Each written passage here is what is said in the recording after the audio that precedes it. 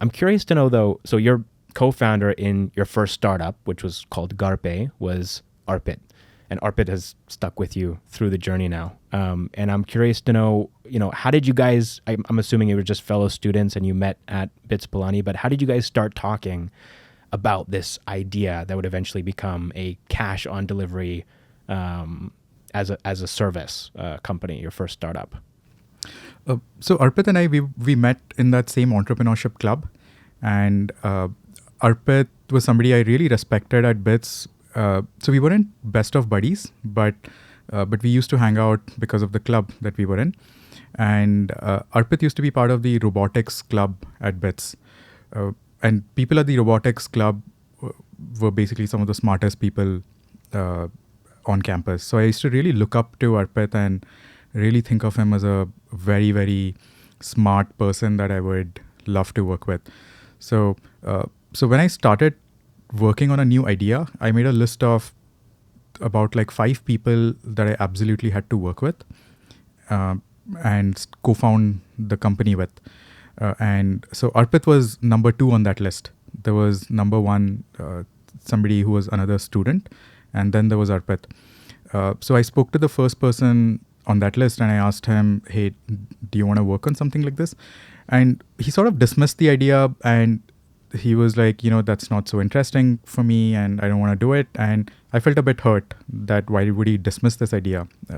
While when I went and spoke to Arpit, Arpit's reaction was very different. His reaction was, oh, that sounds really interesting. I don't know if I want to do it, but I definitely want to help you work on this idea. And I really appreciated that help because this is when Arpit had a job already while I was still studying, because I had a 5-year course while Arpit had a 4-year course. So he just started helping me a bit with research and coding a bit and figuring the technology out. And as we began to see some positive signs from the market, it became clear to me that I have to pull the trigger and convince Arpit to join us and work with me. The thing was, Arpit never had the intention of being an entrepreneur.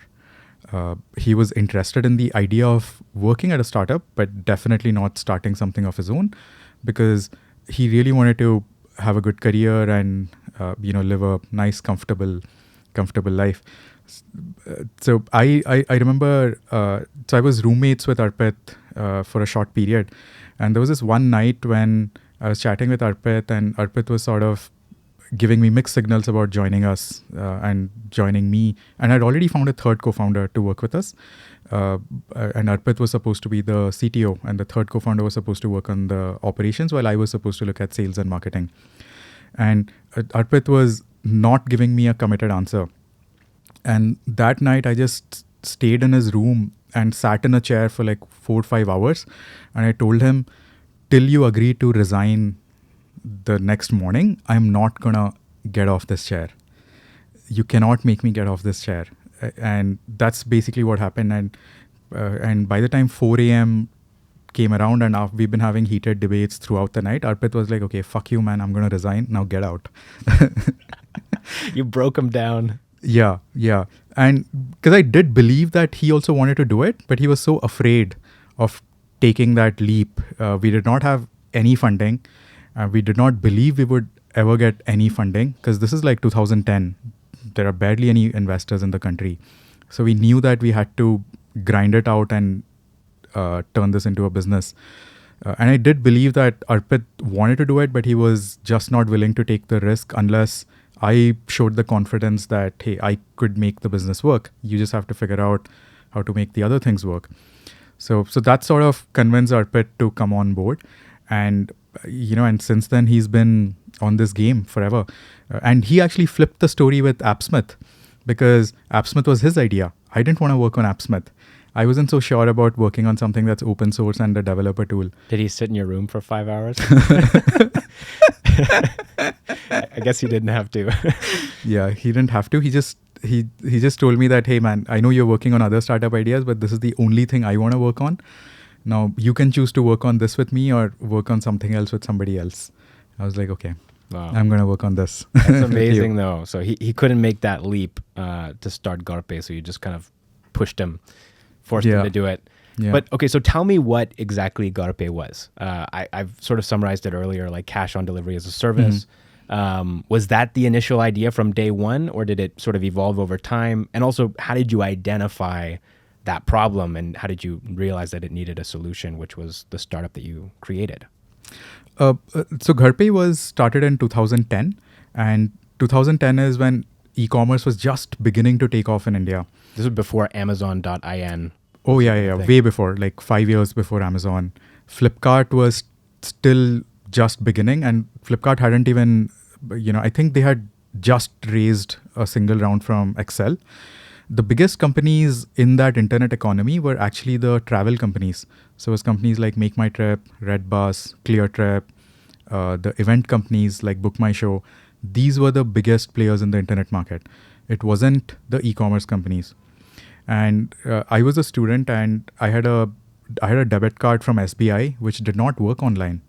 It just could not work online. It wasn't connected to Visa or MasterCard. Probably. No, it wasn't. And for me to make it work online, I had to go change that card. And I didn't want to do that because I thought, why do I need to go change my card? Because you had to actually go to a bank and apply for that card and then collect it. It wasn't online. And going to the bank is so complicated, signing so much paperwork, get ID proofs, copies of copies. So yeah. So I just didn't want to do it. And I thought, why can't people just pay using cash?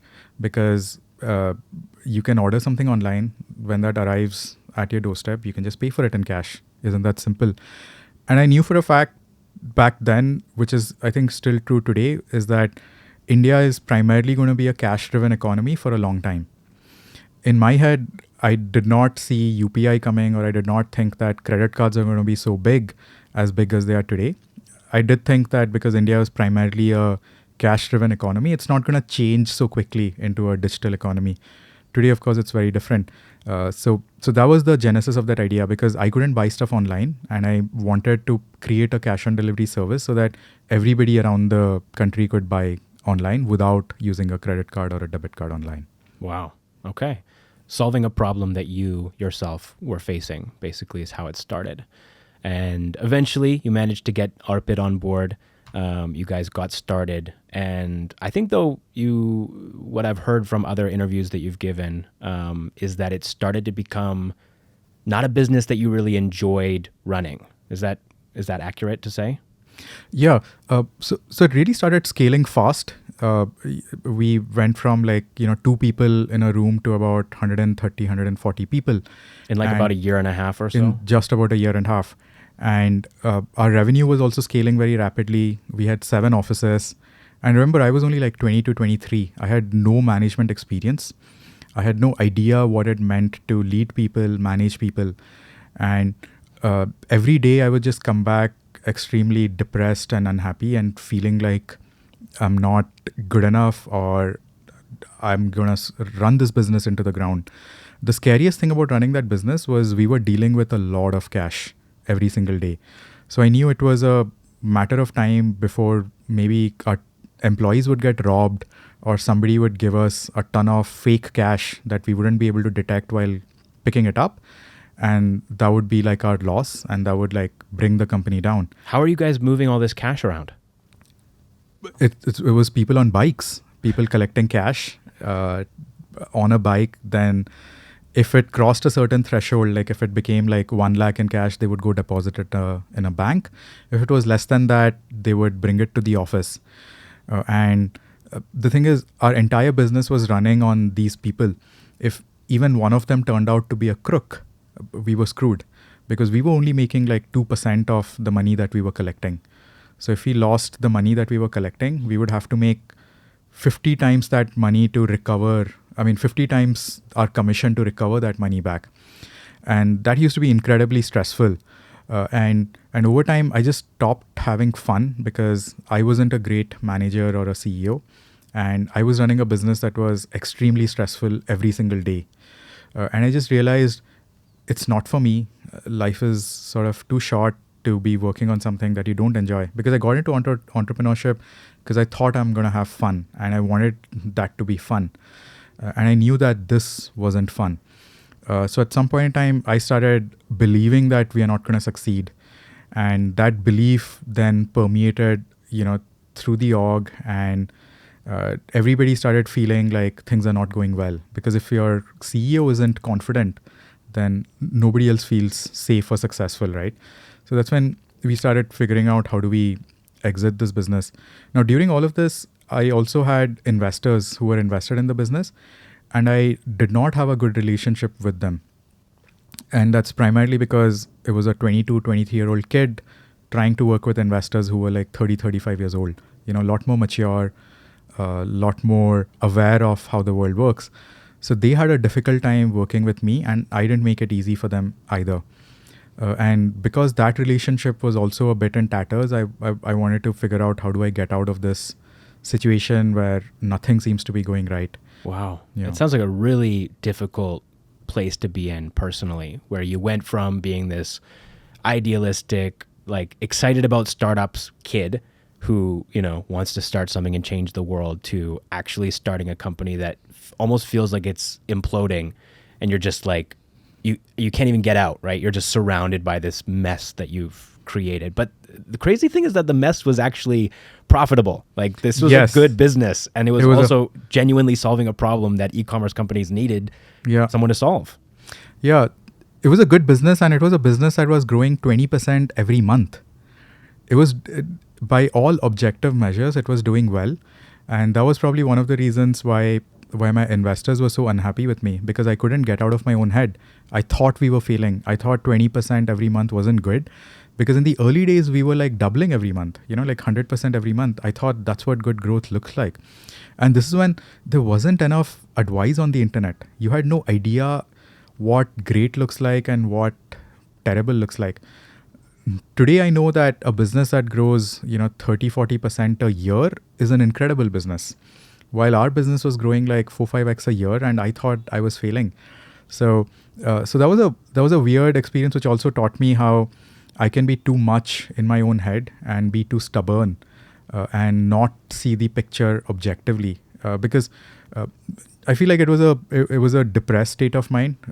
When you're depressed, you think everything sucks, but it doesn't. Nothing really has changed. It's just your mind that's telling you it sucks. Yeah. And I think also you were talking about how you didn't really have that ecosystem support, right? That you didn't know that your growth was amazing. Yeah. And also, probably if you had consulted people outside of your immediate team, you might have also found out that exiting was, at that early stage, was probably ill-advised, right? Yes. People would have said, stick with it for a little bit longer, which didn't end up happening. Yes, exactly. Yeah, I think you need to surround yourself with people who can give you an objective view of the world, and you just need those right people around you. Otherwise, you just struggle. Because as a CEO and founder, it's a very, very lonely job. It's hard, and that's why I think CEOs just need to have that support circle outside of their company. So you sold the company, Gharpay, to Delivery, which Yeah. is now a very well-known logistics company. They went public recently as well. Is that a public number, how much you sold it for? Or It's not. It's not yet public, and we still don't talk about it. Sure. So it wasn't a lot. Okay. And Delivery by itself was very small. I remember, meeting the 5 founders in a tiny room in Gurgaon. They were all sitting around a small circular table. So they were also like really small.